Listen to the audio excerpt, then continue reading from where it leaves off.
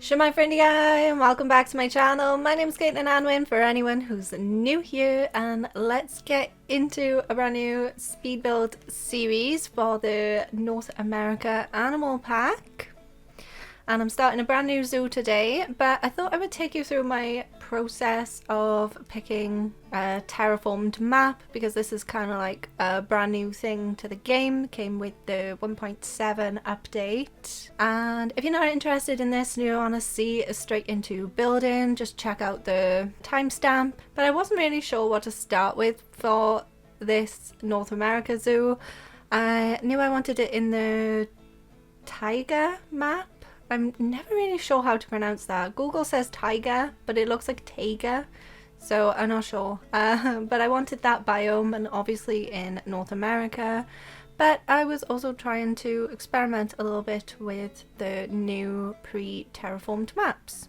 And I thought I'd show you the new maps first, so you can see my selection process. This is the first one, the Sculpted Map. And to have like a feel of how this map would work, I wanted to add in a few bits of water as well, so I could see how it all worked.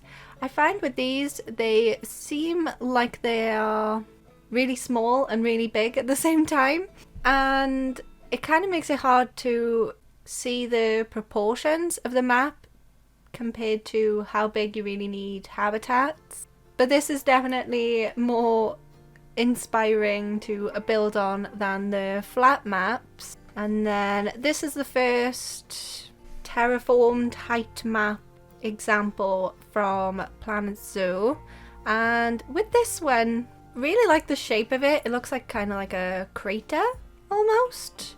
I think it looks really cool. I love the shape of it. The only thing that I was like not so fussed on really is the texture the terrain goes into through the custom height maps. It kind of looks like it has this fruit mesh pattern on it, like the diamond pattern. It reminds me of like the fruit meshes that you get like over apples and things to stop bruising. Like I can smooth it out, I did try that, and I can smooth it out to get rid of this diamond pattern. Even with the largest brush for terrain, I think it would just take me too long to do, and the whole point of height maps is the fact that it's quicker to do than terraforming with the tools that we are given in Planet Zoo. I love the size and the shape of this crater one, but I just don't like the texture. And the next one was this volcano, and you can probably tell from like the time I looked at it that I was just like, I have no idea what to do with this. It's cool, don't get me wrong, I love this like volcano, huge mountain, but how am I going to build a zoo on this? Like, I don't think any of the pathways would really go up this. I don't know. Wasn't a fan of that one. And this mountainous one, this is really cool. Again, it's got the same sort of fruit mesh texture to it, but this one I can see myself being able to fit habitats in this. You can tell by the entrance building that comes with like every blank map how large these things are though. Again, I didn't like the fruit texture, so instead I went into the Korea maps, and I'm not sure whether this is new with the new terrain thing or not. I can't really remember, I've never tried this before. But I was looking for North America Taiga maps, and this one is the Maple Leaf Wildlife Park. Again, of course, it's pre-terraformed, which is really handy, but this one's also painted as well, so it's got all of the terrain paint on it too. So another problem with the height maps is that everything's just the auto paint, I guess, just the grass. And I really like the tiers, like the different levels of terrain where I could see myself being able to put habitats in each different area. And obviously I like the river as well. I don't know whether you can tell from the way I was talking, but I picked the Maple Leaf Wildlife Park as my blank map for the terrain, and I really like this. But I always really have problems with starting zoos, and I feel like a lot of other people kind of have the same struggle as me. I can't be the only one that looks at this huge thing and thinks like, I have no idea how to fill you. Other than with the new North America animals. No idea. So this is why I'm kind of doing this way, so I can explain like my way of figuring out a zoo, because even though this is pre-terraformed, I still don't really know what I'm doing. And I think it took me like an hour of playing around in these maps to have some sort of plan. Even something that's pre-terraformed like this, it can get a little nerve-wracking, I guess, trying to plan out a layout. I find paths are the easiest way of seeing some perspective, I guess, and see how like the size of the map compares to the pathways. Because this is a mountainous map, I wanted something kind of like a ski lift. This is going to be like an autumnal into winter map. We're going to start with autumn, obviously, because it's autumn right now. I thought it'd be perfect to do an autumnal theme for the zoo. I absolutely love autumn, so that's what my plan is for at least part of the zoo. It's going to be an autumnal zoo, and then I thought maybe we could show the passing of time into like the seasons. So we'll start with like autumn and then go into winter, and that fits in nice with like the Arctic fox for the pack. To get from autumn to winter, I thought maybe we could do like a ski lift gondola ride. So that's why the ride track is really simple and it's just a big loop. And the gondola ride is actually going to split it up into autumn and winter. So on one side at the top of the mountain is going to be the winter side, because it makes sense for it to be colder higher up in an elevated part of the map, and then autumn's going to be lower down. And I also wanted an entrance for autumn and winter, so the guests don't necessarily have to go through the seasons. I thought the entrance would be great right by the ski lift queue, so even if they do come into autumn and they want to see a winter animal, they can go straight into the queue and go straight up the mountain into winter. I wanted something thin and long to fit in that gap. And I was having a look, because this map is technically in Canada, and it makes sense for like the winter style as well for Canada. And I was having a look at buildings in Canada, architecture in Canada, and there's a lot of like recycled modern boxy buildings, and I thought the eco route as well would be great for the zoo as well. There's a lot of like conservation stuff with Planet Zoo, so something that would be recycled I thought would be really good. And something that's long and thin and recycled is a shipping container. I am using the Australia pack building objects or building materials. Fair to say I have already broken my rule with trying to use just base game and whatever pack, but of course because this is an animal pack there are very little amounts of building items, building pieces. But I really like the shipping containers. I always think of grand designs with shipping container builds. Probably should be thinking of like a Sims pack like Eco Lifestyle, but nah, Kevin MacLeod. And there was just one on there, I don't even know what season it was on, but every time I see shipping container homes I always think of this one on Grand Designs, and it was absolutely beautiful. I fell in love with shipping container homes when I saw that episode.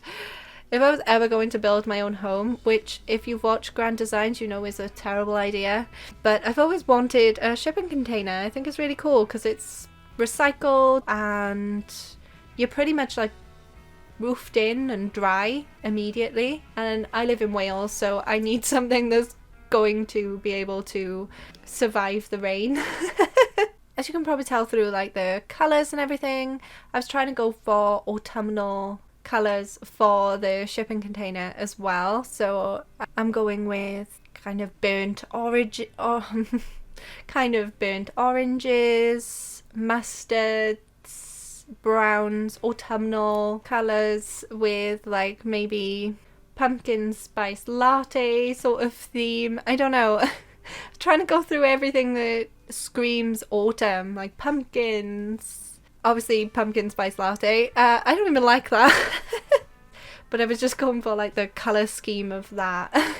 I know it's October right now, but if I did everything Halloween and then we got to November and it'd be like, does this work anymore? So that's why I want to go with like autumn. So these builds could fit into just an autumnal theme. And once we get to November, then it's still autumn. I think technically autumn starts on Halloween. According to my diary, British summertime ends on Halloween, so technically the whole of October isn't even autumn, but I'm ready for it. It may still be like kind of warm at the moment for the UK anyway, but I'm starting autumn early. I'm ready to get into cozy, fluffy jumpers and pajamas. I've pulled out the hoodies. I'm ready for autumn. So yeah, I wanted to make sure that this zoo still fits in okay with the as like time goes on, so we don't keep doing spooky Halloweeny things in November, as much as I would love that. And the shipping containers, like, even though I love the style of them, they are very blank and plain, and usually in a zoo entrance, like a real zoo entrance, you would have some kind of sign or some kind of decoration. Even in the prefab ones, there's always some kind of decoration inside, but I wasn't really sure what to do. I thought maybe we could use some illuminated panels to create like shadows of the animals from the North America pack, because the only thing we've really got is those signs in the North America pack. But I then found these glass etching designs that are just absolutely beautiful, and I found these when I was building the cheetah habitat in the Africa Zoo, and I'm pretty sure I said on that video I am going to find a way to use these glass pieces because they are just so fucking beautiful. I really like the effect of having that light behind the glass, and it turned it from like white to blue. And of course they look really nice in the daytime, but they'll also look really nice in the nighttime now as well. The decorations for like the entrance will probably make sense in the end, because I will be adding these animals in eventually. Like the timber wolves will probably look really nice up in the winter part, and maybe the bears into the autumnal part. And then onto like the main sign of the zoo, like the entrance sign. I can't keep with just one pack with this build because the leaf pattern, I wanted like autumnal leaves, are from the South America pack, and I really like these leaves because I could turn them from green to autumnal oranges and browns. I wanted it to feel like falling leaves, like autumnal falling leaves. And then onto the name. I actually have a name. First episode I have a name. Much better than the Africa pack, and that is because I went simple with this one. I'm going to be naming the parts of the zoo just after the seasons, but just in Welsh instead. So autumn in Welsh is Hydref. Hydref. See, I'm from Wales, and sometimes even I don't know how to pronounce things. I'm not a Welsh speaker. The winter part is going to be Gaeaf, which is winter in Welsh as well. And then for the other side of the shipping container, I thought I would do something like education, like where maybe the guests would pick up the zoo map, the pamphlets, advertisements, something like that.